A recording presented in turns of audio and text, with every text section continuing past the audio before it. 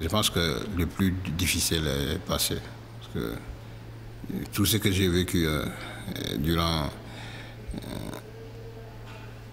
mon voyage, depuis le Mali, Burkina, je ne l'ai pas vécu en France. Vu que c'est difficile, mais je ne l'ai pas vécu ici. C'est la première fois que je suis arrivé à Gare du Nord. J'ai passé la nuit là-bas pour attendre que mon ami vienne me récupérer. Il n'est pas venu. Donc je suis obligé de passer la nuit sous les escaliers. Parfois je me dis, je pense que c'est mieux de rentrer, mais je me dis que non.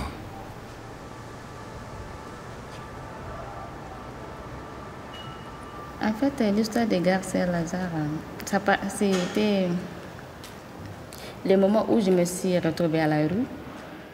C'est là que ça commence tout le parcours que j'avais expliqué. Je dormais dehors.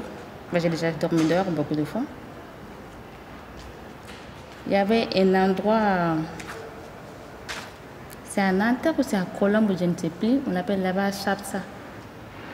Le jour où 115 ne nous donnait pas là où dormir, il nous disait d'aller prendre les bus pour aller dormir là-bas. Mali, Niger, Libye, Tunisie. Le Cameroun pour la France. Tunisie, Italie, la Espagne. France Espagne, pour la France. Belgique d'abord et la Belgique pour l'Italie. La Belgique est où là? Mali, Niger. Elle est là. Tunisie, non, Libye, Après là, Tunisie, ici. Italie, France, Et Espagne. après là, bon.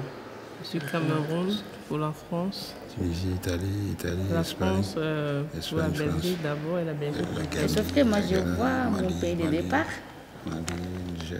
mais je ne vois pas du tout mon pays d'atterrissage.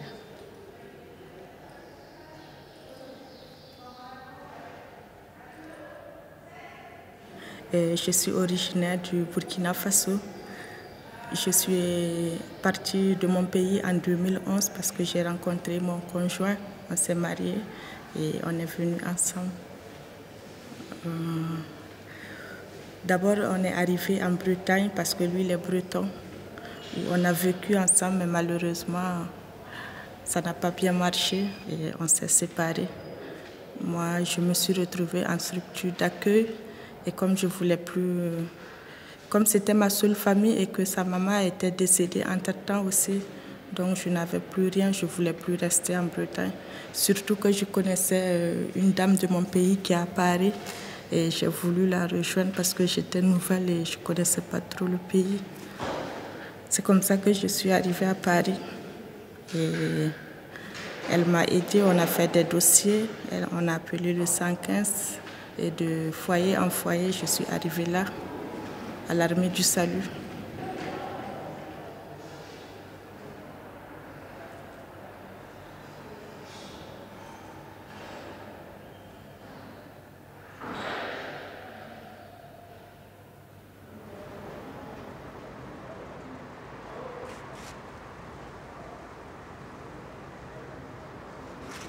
J'étais assise sur le 16 là et j'ai pleuré.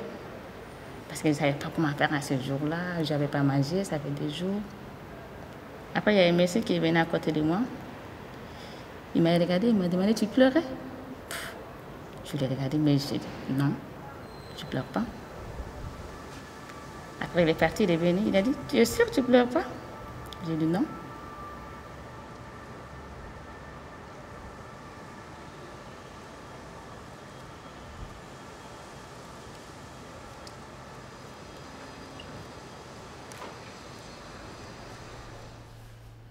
Arrivé en Libye, à un moment donné, quand on a échoué notre premier voyage de traversée avec la pirogue, là-bas nous étions 100 et quelques passagers. Il y avait des Gambiens, Maliens, Sénégalais, Ivoiriens. Il y avait aussi des Soudanais.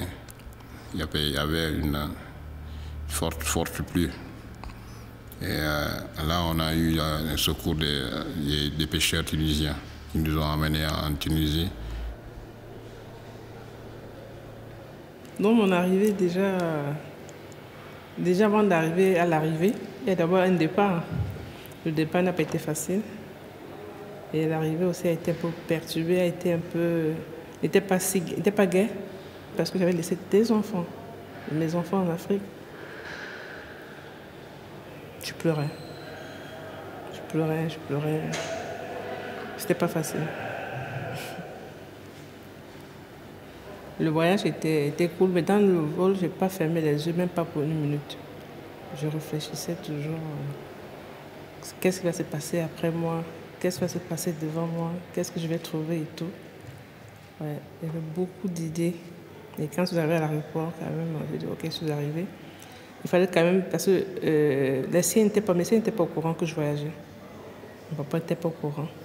Ma maman, je lui ai dit, maman, je vais quelque part. Elle a juste allé lui dire au revoir à 16h30 ou 17h. Je voyageais à 23h, à 23h.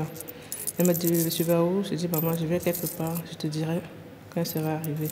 Je te souhaite bonne chance. Elle avait son pagne attaché là, et sur le bout du pagne, elle avait ses monnaies moins d'1 euro en pièces, de 5 francs, 10 francs. C'est tout ce qu'elle avait comme argent. C'était attaché, elle a détaché, elle m'a donné cet argent. Et pour moi, c'était une richesse.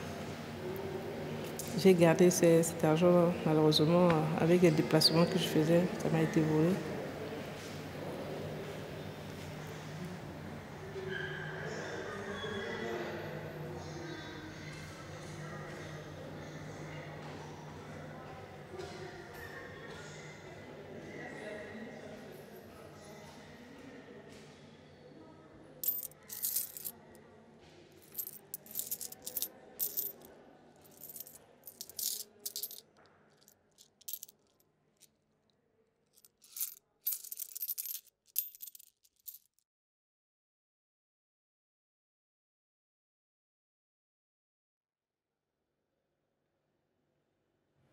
Jusqu'à quelqu'un qui m'a conseillé d'appeler 115. On a appelé le 115. Jusqu'à quelqu'un qui m'a conseillé d'appeler 115. Il faut continuer à appeler le 115. On a appelé le 115. Je venais, si j'appelle le 115, il faut continuer à appeler le 115. Tu vas continuer à appeler le 115. J'ai rencontré un monsieur qui me dit que vous avez la possibilité de retourner en Libye et continuer votre voyage. Il dit, ah bon? Il me dit, oui.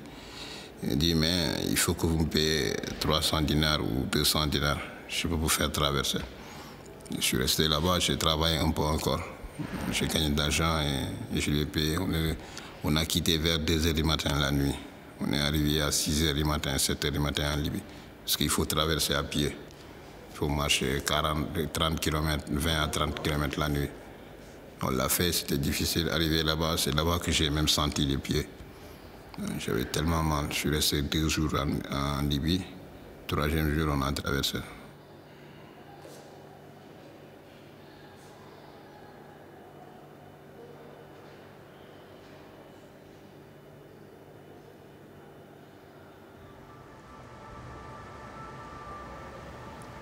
Après, il a mis sa main dans sa poche. Il m'a donné 5 euros. Un billet de 5 euros. Je l'ai regardé. Et puis, j'ai pris le billet de 5 euros. J'ai souri. Il m'a dit, oui, bravo. Je lui ai dit, mais bravo, pourquoi? Il m'a dit, bravo pour lui-même, parce qu'il a réussi à me faire sourire. Sans lui demander, je ne sais même pas pourquoi il m'a tendu la main pour me donner les 5 euros d'abord. En sachant que lui, il ne savait pas que je n'ai pas mangé pendant 2 jours. Et moi, je le savais. Les 5 euros qu'il m'a donnés, le lendemain, j'ai mangé avec ça. J'ai pas déjà de retenir les prénoms, mais ce jour-là, je n'ai pas oublié son prénom. Samuel. Ouais. Mon rêve, c'est de pouvoir me régulariser. Je travaille un peu et je mets des sous de côté, je rentre chez moi, je fais quelques temps et je reviens. Là, avec le divorce, je me suis retrouvée seule dans un centre d'hébergement avec des assistantes sociales. C'était plus le rêve, c'était pas ce que j'avais prévu. Parce que moi, de nature, je n'aime pas être seule, vivre seule dans une chambre comme une prisonnière. C'était pas ça le rêve, quoi. C'était pas ça. Il y avait un livre que j'avais lu, parce que moi j'avais le livre Une si longue lettre, La peste d'Albert Camus, Les Contemplations et David Job. Coup de pilon de David Diop. Mais arrivé là-bas, parfois, j'avais mon sac à dos, j'ai tout mis. J'avais aussi ma pièce d'identité et mon passeport. J'ai tout perdu parce qu'arrivé là-bas, nous étions dans une chambre, nous étions 100 et quelques personnes.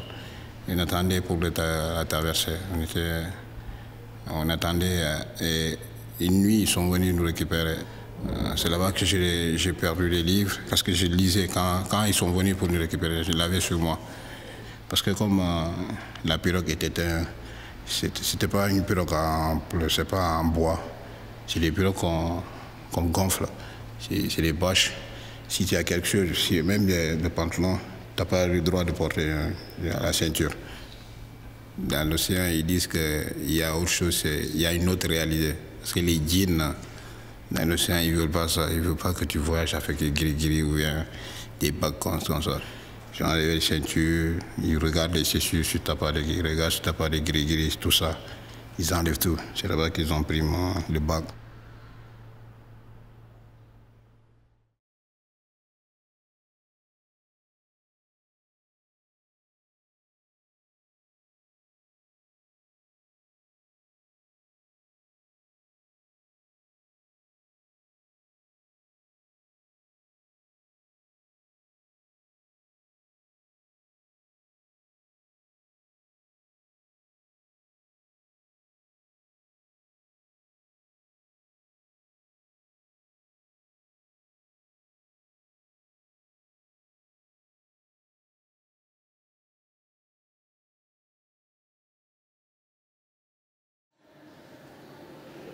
Demain dès l'aube,